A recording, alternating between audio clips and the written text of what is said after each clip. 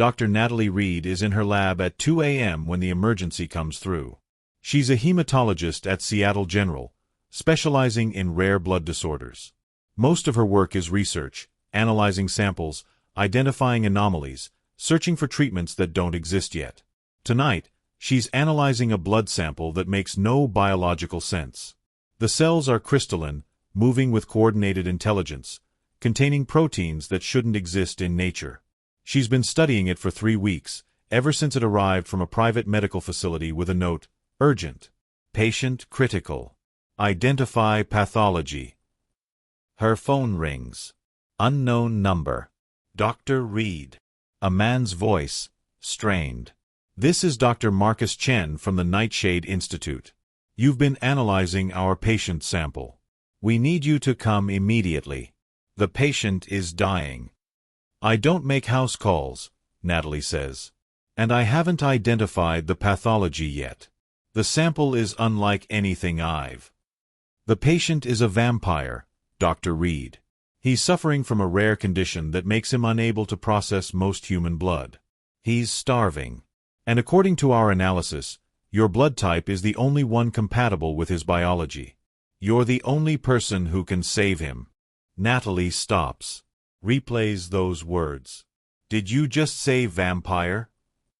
"Yes. I know how that sounds. But vampires are real, Dr. Reed.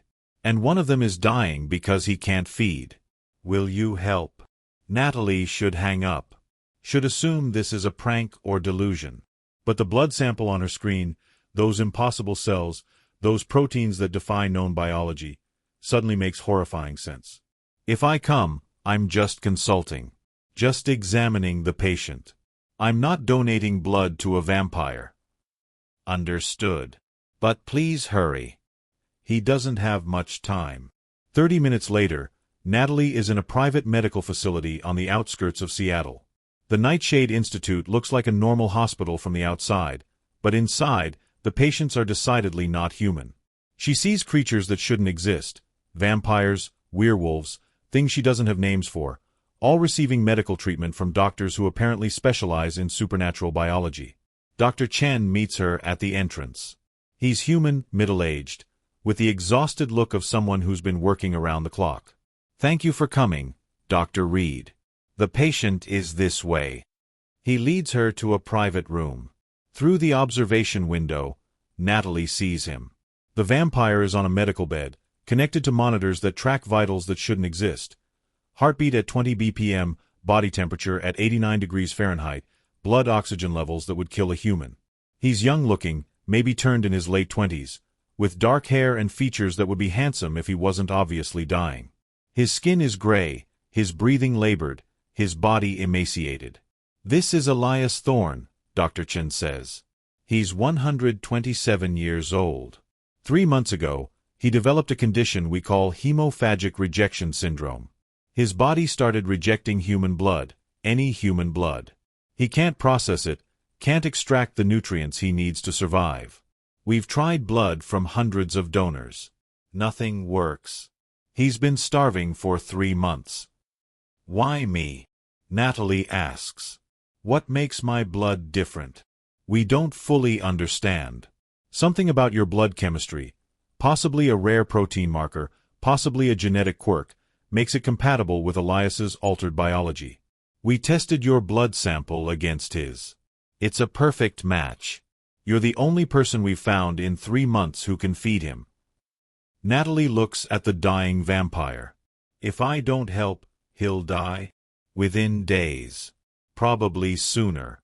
And if I do help, what happens to me? Does he drain me? Turn me? What are the risks?" "Controlled feeding is safe. He'd take about a pint, same as a blood donation. You'd experience mild dizziness, need to rest and rehydrate. But you'd be fine. We'd monitor everything carefully. And I'd need to keep donating? This isn't a one-time thing." Dr. Chen hesitates. "The condition is permanent. Elias will need to feed from you regularly, probably weekly, for the rest of his life. Or yours. Whichever ends first." The weight of that sinks in. This isn't just saving someone's life once. This is committing to being someone's food source. Permanently. I need to think about this, Natalie says. Of course. But Dr. Reed, Dr. Chen's expression is grave. He's suffering. Every moment he goes without feeding is agony. I'm not asking you to decide right now. Just consider meeting him. Let him explain. Then decide. Against her better judgment, Natalie agrees. Dr. Chen leads her into the patient room. Up close, Elias looks even worse.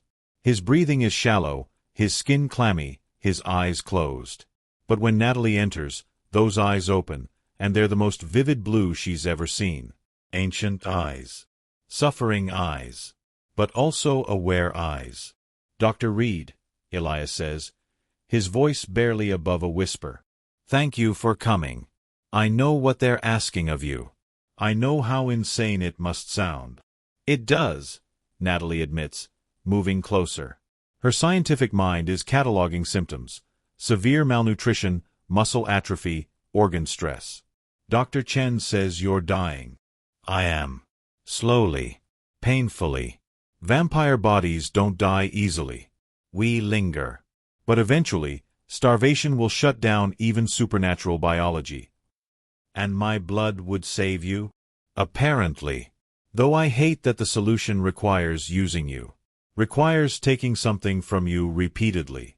That's not consent. That's coercion through necessity. Natalie is surprised by his words. You're refusing?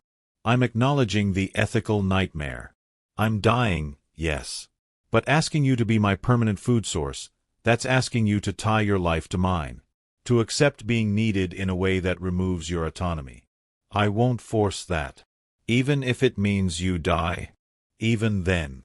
Elias closes his eyes. I've lived 127 years. Some of them good, many of them complicated. If this is how it ends, starving because my body has betrayed me, at least I'll die knowing I didn't take away someone else's freedom to save myself. Natalie studies him. This vampire is refusing to let her save him out of ethical concerns about consent. Most humans wouldn't be that principled. What if I consent? She asks. Freely, without coercion. What if I choose to help you? Elias opens his eyes again. Why would you? You don't know me. Don't owe me anything.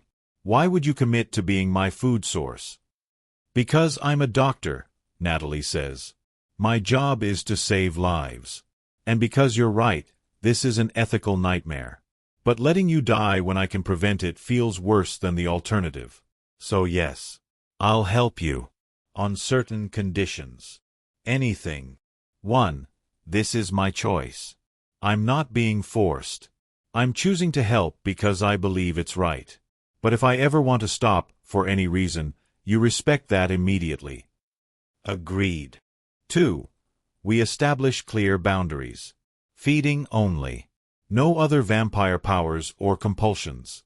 No attempting to control me or manipulate me. I wouldn't. I need you to promise anyway. I promise. No compulsion, no manipulation. Just feeding, done safely and respectfully. 3.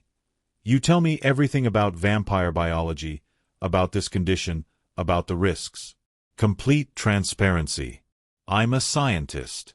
I need to understand what I'm getting into. I'll tell you everything I know. Then okay. Let's do this. Dr. Chen sets up the feeding. It's more clinical than Natalie expected. Medical restraints to prevent accidental harm, monitoring equipment to track both their vitals, protocols for safe blood extraction. Elias is positioned in a way that gives Natalie control, allows her to pull away if needed. This will hurt, Elias warns as he prepares to bite. Not severely, but feeding isn't painless. I'm sorry. Just do it, Natalie says, bracing herself. The bite is sharp, 2 points of pressure on her wrist, then the strange sensation of blood being drawn. Not sucked, exactly. More like pulled by gentle magnetism. It does hurt, but less than Natalie expected. More discomfort than pain. And then something unexpected happens. As Elias feeds, Natalie feels a connection form. Not psychic, not magical, at least she doesn't think so. But suddenly she's aware of him in a way she wasn't before. Can sense his relief, his gratitude, the way her blood is bringing him back from the edge of death. It lasts maybe 2 minutes. Then Elias pulls back, the bite marks already beginning to heal with supernatural speed on her wrist. "Thank you," he breathes. Color is returning to his face, strength to his body. "God, thank you. I can feel it working. Your blood, it's like nothing I've ever tasted. It's life itself." Natalie feels dizzy. Dr. Chen is immediately there, helping her sit, giving her juice and crackers. "You did great, Dr. Reed. Perfect donation. How do you feel?" "Light-headed. Weird. But okay." Over the next hour, Natalie watches Elias transform. The gray pallor fades. His breathing steadies. His body fills out as supernatural biology rapidly repairs months of starvation damage. By the time she's ready to leave, he looks like a different person. Healthy, strong, fully functional. "This is temporary," Dr. Chen explains. "The effects will last about a week. Then he'll need to feed again. Are you still willing?" Natalie looks at Elias, who's watching her with an expression of profound gratitude mixed with guilt. "Yes." Same time next week. Week 1. Natalie returns to the Nightshade Institute for the second feeding. Elias is deteriorating again, not as badly as before, but the effects are visible. His skin is paler, his movements slower. "I hate this," he says as they prepare. "Hate needing you. Hate that your blood is the only thing keeping me alive. Would you prefer I didn't come?" Natalie asks. "No. God, no. I'm grateful. But I also feel like a parasite. Like I'm using you." "You're not using me. I'm choosing this." The feeding is easier the second time. Natalie knows what to expect, can relax into the process. And that connection, that awareness of Elias, is stronger. She can sense his emotions more clearly. His relief. His guilt. His growing concern that he's trapped her in this arrangement. After, as Natalie recovers, Elias asks, "Can I buy you dinner?" As thanks. Dinner with a vampire who can't eat? Seems pointless. "I can drink liquids. Wine. Coffee. I just can't process food anymore. But I can sit with you. Get to know the person who's saving my life repeatedly." That seems reasonable. They go to a quiet restaurant. Elias orders wine he won't really drink. Natalie orders pasta she's too exhausted to finish. They talk. "Tell me about hemophagic rejection syndrome," Natalie says. "How does a vampire's body suddenly stop processing human blood?" "We don't know for sure. Dr. Chen thinks it's an autoimmune response. My body deciding that human blood is foreign and attacking it. It's incredibly rare. Maybe one vampire in 10,000 develops it.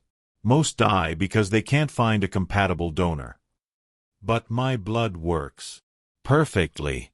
Something about your chemistry matches what my body needs. Dr. Chen is studying why. Hoping to synthesize a solution so you won't have to keep donating. How long will that take? Years, probably. Maybe never. Vampire biology is complex. We might never understand why your blood is compatible. So I might be doing this for the rest of my life. Or mine. Whichever ends first. I'm sorry, Natalie. I know that's not what you signed up for. I signed up to save your life. That's what I'm doing. But at what cost to yours? You have to come here weekly. Have to let me feed. Have to deal with the exhaustion, the dizziness, the time commitment. That's not fair to you. Life isn't fair, Natalie says. But we do what we can with what we're given. You were given a terrible condition. I was given compatible blood. We work with what we have. Elias studies her face. You're remarkable. Most humans would resent this. Would hate me for needing them. I don't hate you. I don't really know you yet. But I'm trying to. If we're going to be connected like this, I'd like to at least be friends. I'd like that too. Week 4. By the fourth feeding, a routine has developed. Natalie comes to the Nightshade Institute every Tuesday evening. Elias feeds, carefully and respectfully. They have dinner afterward. Well, Natalie has dinner while Elias keeps her company. They talk about everything. Her research, his long life, the strange reality of supernatural creatures living among humans. And the connection deepens. That awareness they share is stronger now. Natalie can sense when Elias is nearby even before seeing him. Can feel his emotional state, his physical condition. It should be invasive, but instead it feels intimate.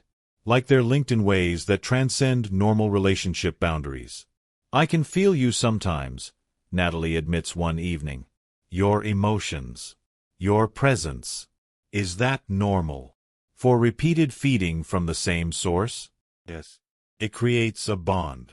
Not magical, at least not the supernatural kind. Just connection from shared biology. My blood in your wounds, your blood in my body. We're literally part of each other now. Does it bother you? No. But I worry it bothers you. That you feel invaded. I don't. It's strange, but not unpleasant. Like having a house guest in my mind. A quiet one. Elias smiles. I like that description. A quiet house guest. That's what I'll try to be. But the bond is affecting more than just awareness. Natalie finds herself thinking about Elias constantly. Wondering how he's feeling, whether he's comfortable, whether he needs anything. It's not romantic, at least she tells herself it's not, but it's definitely attachment. Caring. Connection. And Elias seems to be experiencing the same thing. He texts her between feedings, just checking in. Sends her articles he thinks she'd find interesting. Remembers details about her life, her sister's birthday, her favorite coffee order, her research deadlines. This is becoming something, Natalie says during week 6. Not just donor and recipient. Something more. Is that okay? Elias asks carefully. I think so. I don't know. I've never had a relationship quite like this. We're literally tied together through biology. That complicates things. We don't have to be more than what we are. I'll never push for anything you're not comfortable with. I know. But Elias, I think I want more. Not because the bond is forcing me, but because I genuinely like you. Enjoy spending time with you. Care about you beyond just keeping you alive.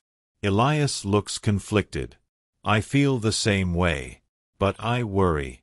How do we know what's real feeling versus what's biological connection? How do I know you actually care about me and aren't just responding to the bond? Do you care about me because of the bond? No. I care about you because you're brilliant and kind and stronger than anyone I've met. The bond just lets me feel that more clearly. Then why can't it work the same way for me? The bond doesn't create feelings. It just amplifies what's already there. Maybe. Or maybe I'm so desperate for connection after 127 years of loneliness that I'm willing to believe that. Then let's test it, Natalie suggests. Let's see if what we feel exists outside the feeding. Outside this clinical setting. Let's actually date. Like normal people. We're not normal people. No. But we can try. Week 8. Dating a vampire who needs your blood to survive is surreal. Elias takes Natalie to museums, to concerts, to late-night bookstores.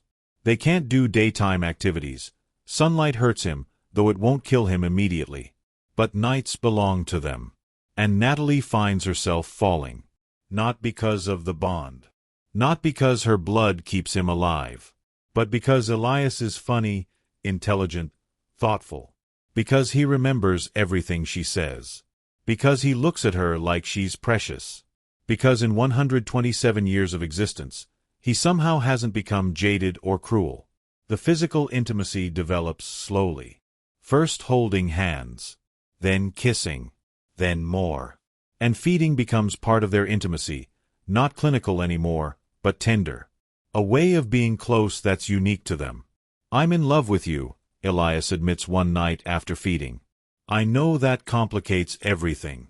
I know the bond makes it impossible to know what's real. But I love you, Natalie. Not because you keep me alive, but because of who you are." "I love you too," Natalie says. "And I know it's real. The bond doesn't make me love you. It just lets me feel how much you love me back." This is insane. We've known each other 2 months. We've known each other in the most intimate way possible. You've literally been inside me. I've kept you alive. That accelerates things. Are you okay with that? With how fast this is moving? I'm terrified. But I'm also happier than I've been in years.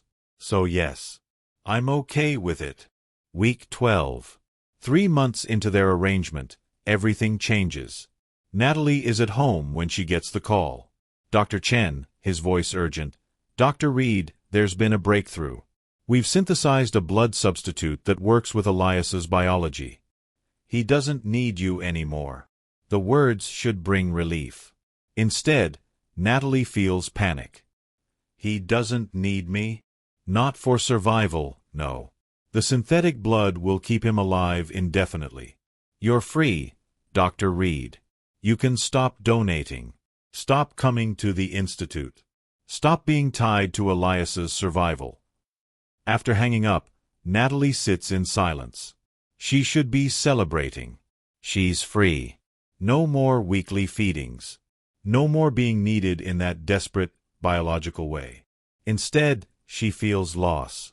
Because what happens now? Does Elias still want her if he doesn't need her? Was their relationship built on necessity, and without that foundation, will it crumble? Her phone rings. "Elias." "You heard," he says. "Yeah. Dr. Chen called. Congratulations. You're not dependent on me anymore. I need to see you. Can you come to my apartment?"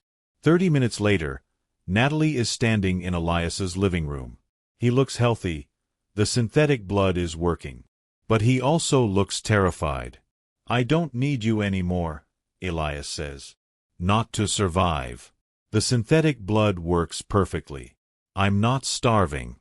I'm not dying. I'm free." "That's good," Natalie says, though her voice sounds hollow. "And you're free too. Free from the obligation. Free from having to donate weekly. Free to live your life without being tied to a vampire's survival." "Yes, freedom. That's good." They stand in awkward silence. Then Elias says, "So why does it feel terrible? Why does the thought of not needing you feel like loss instead of relief?" "Because maybe we were never together because of need," Natalie says. "Maybe the need just gave us an excuse to be together. And now that it's gone, we have to decide if we actually want this. Without the biological imperative." "Do you want this?" Elias asks. "Want me? Even though I don't need you anymore?" Natalie takes a breath. "I fell in love with you despite the feeding, not because of it. I love your mind, your humor, your kindness. The fact that you don't need my blood anymore doesn't change any of that. So yes, I want this. I want you. If you want me." "I've wanted you since the first feeding," Elias says. "Since you looked at a dying vampire and chose to save him anyway. Since you turned an ethical nightmare into something beautiful. Since you made me remember what it means to care about someone more than yourself. I don't need you to survive anymore, Natalie. But I need you to be happy. To be whole. To be myself. And that's a much better kind of need." Natalie crosses the room and kisses him. It's different from before. No feeding, no biological connection maintaining itself. Just two people choosing each other freely. "So what now?" she asks. "Now we figure out what this relationship looks like without the survival imperative. We date. We build something. We see if what we have is strong enough to exist on its own. And if it's not, Then at least we tried.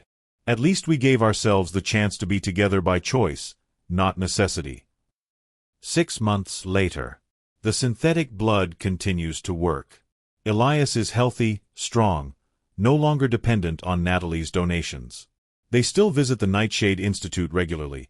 Natalie is consulting on Dr. Chen's research, helping develop treatments for other vampires with rare conditions. And their relationship is stronger than ever. Not built on need or obligation or biological imperative. Built on choice, on love, on two people deciding, every day, to be together. Sometimes Elias asks if Natalie misses the feeding. Not the weakness or the dizziness, she admits. But the intimacy, the connection. Sometimes yes. We could do it anyway, Elias suggests. Not because I need it, but because we both enjoyed it. As intimacy, not survival. Would that work? Feeding for pleasure instead of necessity. I don't know. But we could try. They do. And it's different. Better, in some ways. Because it's chosen. Because it's about connection, not desperation. Because Natalie offers and Elias accepts, and neither of them need it but both of them want it. I think, Natalie says one evening after optional feeding, that this is what love should be. Choosing someone. Not because you need them, but because being with them makes you better. Makes life worth living. Even when that someone is a vampire with impossible biology? Elias asks with a smile. Especially then. Where's the fun in normal? Elias laughs, pulling her close. I love you, Dr. Natalie Reed. Thank you for saving my life. Thank you for saving me. Thank you for letting me, Natalie replies. For trusting me with your survival. For showing me that sometimes the most important relationships start in the strangest ways. They kiss, comfortable and content. The synthetic blood sits in Elias's refrigerator, a backup plan they rarely need. Because they've discovered something better than necessity. They've discovered choice. And in a relationship that started with desperate need, choice is the greatest gift they could give each other.